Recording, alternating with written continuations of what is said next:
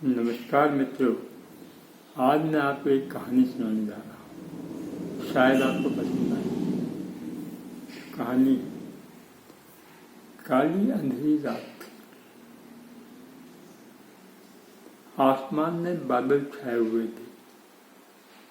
रह रहकर बिजली चमक रही थी।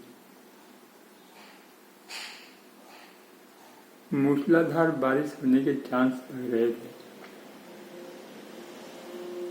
कभी कभी बादल भी गरज रहे थे। इसी समय करीब आधी रात के समय अचानक एक जोर से बिजली कड़की और बिजली की रोशनी सीधे नीचे जमीन पर पड़ी। लेकिन एक पल के लिए जमीन पर पड़ी, उसके बाद वापस ऊपर को चली गई। तो उस वक्त देखा गया वहां पर कि दो छोटे छोटे बच्चे से, आदमी भी नहीं लग रहे थे और उनके सिर बड़े बड़े थे, वो वहां खड़े थे और वो दोनों बच्चों ने एक दूसरे का हाथ पकड़ा हुआ था। इसी समय अचानक बारिश शुरू हो गई। मूसलाधार बारिश होने लगी, बादल कड़कड़ाने लगे, बिजली चमकने लगी और वो दोनों वहीं उचकने लगे। जैसा लगता था जैसे नाच रहे हैं, नाचने लगे। फिर वो वहां से एक दूसरे का हाथ पकड़कर उचकते उचकते एक और को चलने लगे। पूरा जंगल था, जंगल के लागा था, कहीं कहीं झोपड़ियां बनी हुई थी, लेकिन ऐसा लगता था जैसे उन झोपड़ियों में कोई रहता नहीं है। वो दोनों ऐसे ही एक झोपड़ी पर बढ़े और झोपड़ी को उन्होंने देखा, उसमें कोई दरवाजा नहीं था। घास फूस की बनी हुई झोपड़ी थी, बांस के डंडे लगाए हुए थे, उन डंडों के सारे झोपड़ी बनाई हुई थी। तो दरवाजे से अंदर चले गए। अंदर भी एक और घास फूस रखी हुई थी, वे दोनों उसी घास फूस में बैठ गए। लेकिन दोनों के चेहरे पे कुछ पता नहीं चल रहा था कि वो खुश हैं या क्या है, लेकिन दोनों ने एक दूसरे का हाथ पकड़ा हुआ था। इस तरह से पूरी रात बीत गई। पूरी रात बारिश होती रही, बादल कड़कते रहे और बिजली चमकती रही। लेकिन सुबह होते ही जब सूर्य की नई किरण जमीन पर आई तो उन्होंने देखा कि बारिश बंद हो गई है, लेकिन वहाँ कहीं पानी नहीं था। जमीन गीली थी लेकिन पानी कहीं इकट्ठा नहीं था, क्योंकि ढलान थी तो सारा पानी बह के नीचे की ओर चला गया। वे दोनों एक दूसरे का हाथ पकड़े हुए बाहर आए, इधर उधर देखते रहे और फिर धीरे धीरे ढलान की ओर बढ़ने लगे। चलते चलते कुछ ही दूर गए होंगे कि नीचे से गाय, बैल, बकरियां ये सब ऊपर की तरफ आने लगे। धूप भी काफी हो गई थी, दिन काफी बढ़ गया था और उनके पीछे पीछे कुछ जो ग्वाले थे वो भी चले आ रहे थे। तो उन जानवरों को देख के वो एक किनारे एक पेड़ के पीछे जाकर खड़े हो गए। वो जानवर सीधे ऊपर की तरफ चले आ रहे थे, क्योंकि शायद लोग घास खाने के लिए ऊपर बढ़ रहे थे और चरवाहे उनको ले जा रहे थे। जब एक गाय उस पेड़ के नजदीक से गुजरी तो उनमें से एक एलियन ही कहते थे, हम एलियन कह के बात करेंगे, एक एलियन ने जंप मारा और उसकी पीठ पर बैठ गया। पीठ पर बैठते ही गाय घबराई और वहाँ वहाँ करते हुए दौड़ने लगी। वो उसके पीठ पे चिपका हुआ था, हिल नहीं रहा था और आगे बढ़ते जा रहे थे।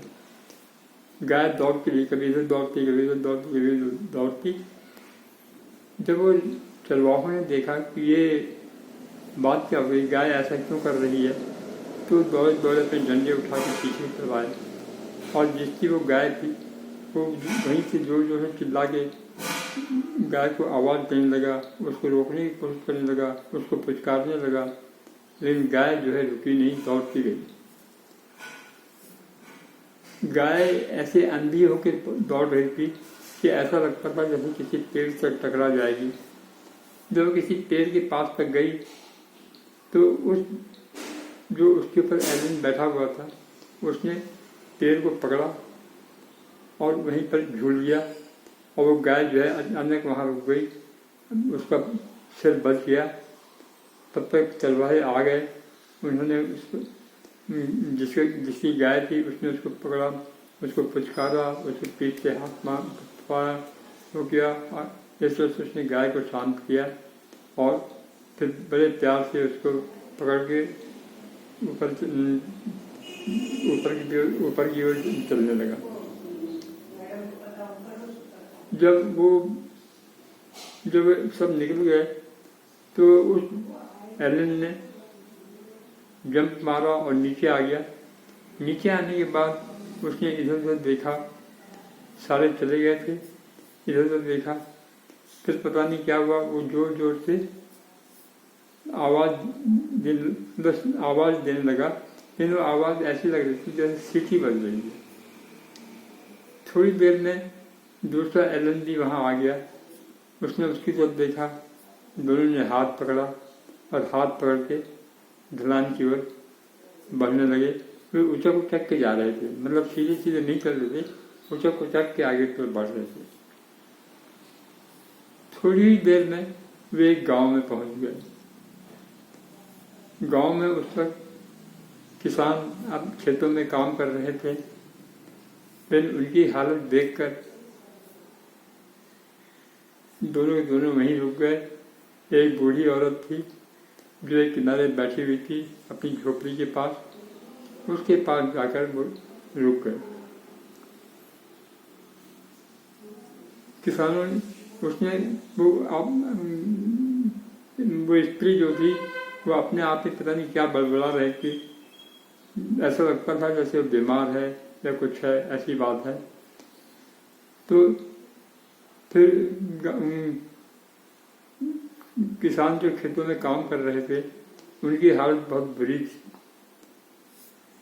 उनकी स्त्रियों के कपड़े फटे हुए थे और जो मर्द थे वो धोती, आधी धोती और एक बनियान पहने हुए थे। वहाँ खेतों में जो काम कर रहे थे उन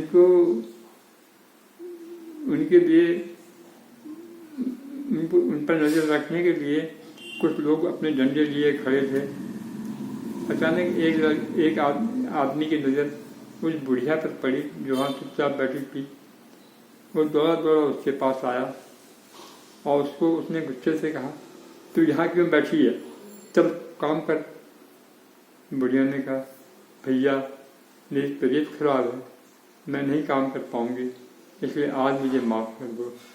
उसने कहा, नहीं, काम करना पड़ेगा, या तो तूने चोरी की होगी, खाना तेरे पास होगा इसलिए तू काम नहीं कर रही है, तो इसका मतलब कल तूने खाना ज़्यादा चुरा लिया या कहीं से चुरा के ले आई है। वो गिड़गिड़ाती रही, लेकिन उसने नहीं माना और उसके घर के अंदर घुस गया। और वहाँ एक चूल्हे के पास एक छोटी सी प्लेट पड़ी थी, उस प्लेट में उसने खोल के देखा तो एक रोटी पड़ी हुई थी, बासी रोटी। उस रोटी को उठा के ले आया और बुढ़िया के ऊपर डंडा उठाते हुए बोला, तो चोरी करती है और चोरी करके रोटी तो नहीं यहाँ रखी है और इसलिए काम नहीं करने नहीं आ रही, बहाना करती है। और उसने रोटी नीचे पटकी और उसको अपने पैरों से मसल डाला और फिर उसको कहने लगा, चलो काम करने चलो। आज की कहानी मैं यहीं ख़त्म करता हूँ। आपको पसंद आई हो तो आगे कल सुनाऊंगा। बहुत धन्यवाद।